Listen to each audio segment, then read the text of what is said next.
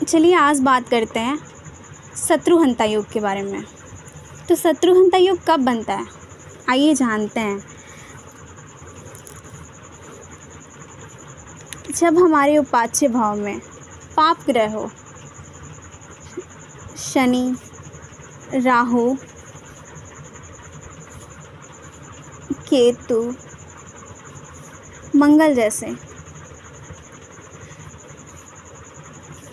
हमारा तीसरा भाव, छठा भाव, आठवां भाव और 12वां भाव जब स्ट्रांग होता है, पाप ग्रह से प्रभावित होता है, तो ये शत्रुहंता योग का निर्माण करता है। और फिर ऐसे लोगों के शत्रु टिक ही नहीं पाते उनके सामने, यानी कि उनकी हार निश्चित है। यानी शत्रुहंता वाला इंसान के लास्ट में वो, अगर वो कोर्ट केस में भी है तो जीतेगा वही। और सिंपल सी बात है, 3 नंबर भी जो है वो दिखाता है डुअलिटी को और मेहनत का, पराक्रम का। छठा भाव तो कंपटीशन का है ही, तो फिर कन्या तो वैसे भी कंपटीशन है, हर हाल में ये कंपटीशन क्रैक करते ही हैं 6 नंबर वाले लोग। फिर इसका तो पूरा ज़िंदगी ही 8 का ट्रांसफॉर्मेशन है और 12 मतलब लिबरेशन। तो फिर जिसका भी चार्ट में ऐसा कुछ वियर्ड कॉम्बिनेशन बन रहा हो जहाँ पे ये सब भाव बहुत ही प्रबल हो, तो उससे थोड़ा सा डिस्टेंस बना के रखना, क्योंकि उसके साथ पंगा लेना महंगा पड़ सकता है।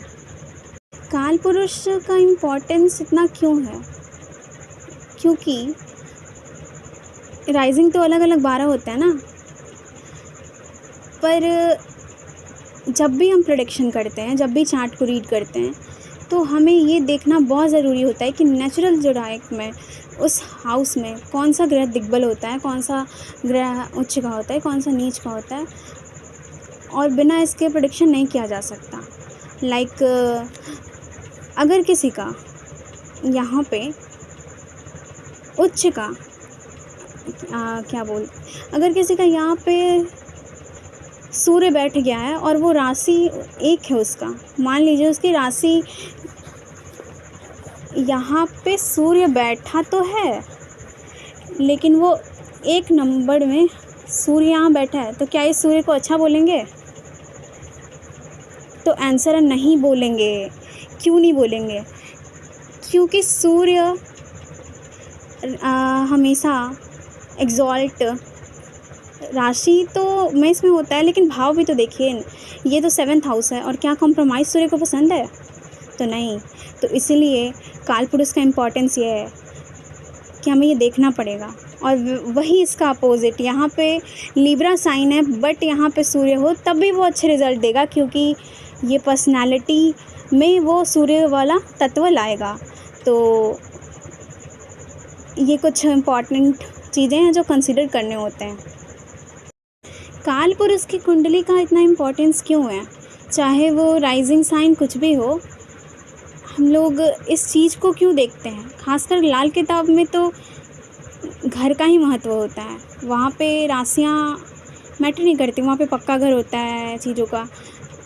तो फिर ऐसा इसलिए क्योंकि ये एक नेचुरल डिज़ायर जो कभी सोचा है आपने कि आखिर हमारे इतने दुखों का कारण क्या है? तो एस्ट्रोलॉजी के पर्पस से जानते हैं कि आखिर हमारे दुखों का अंत कहाँ है। ये हमारा लग्न है और ये हमारा अष्टम भाव है, और यहाँ पे ये मृत्यु का भाव है। यहाँ पे सब कुछ ख़त्म हो जाता है, दुख, पीड़ा, सारी चीज़ें यहाँ पे ख़त्म हो जाती हैं। हम एक न्यू जर्नी ही यहाँ से स्टार्ट होता है हमारा। तो सवाल ये है कि दुख होता क्यों है फिर, और इसका सलूशन क्या है?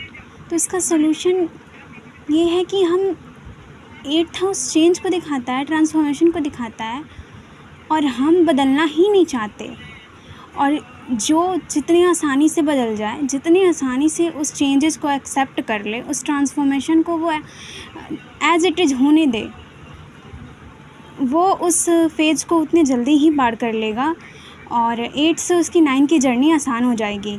अदरवाइज़ ये सेम लूप में यहाँ पे हम लोग घूमते रह जाते हैं, एक ही जगह स्टक रह जाते हैं और आगे नहीं बढ़ पाते। तो हमारे दुखों का कारण ही यही है कि हम चीज़ों को वैसे ही पकड़ के रखना चाहते हैं, हम उन्हें छोड़ना ही नहीं चाहते। और जैसे ही हम चेंज को होने देते हैं, उस चेंज को एक्सेप्ट कर लेते हैं, तो फिर हम 8 से 9th की जर्नी में आगे बढ़ चुके होते हैं, जहाँ से सब कुछ अच्छा हो गया, एक नई लाइफ मिल गई, भाग्य का साथ मिल गया, ज्ञान मिला, गुरु मिले। तो बस 8th हाउस के ट्रांसफॉर्मेशन को एक्सेप्ट कर लो, दुख ही ख़त्म।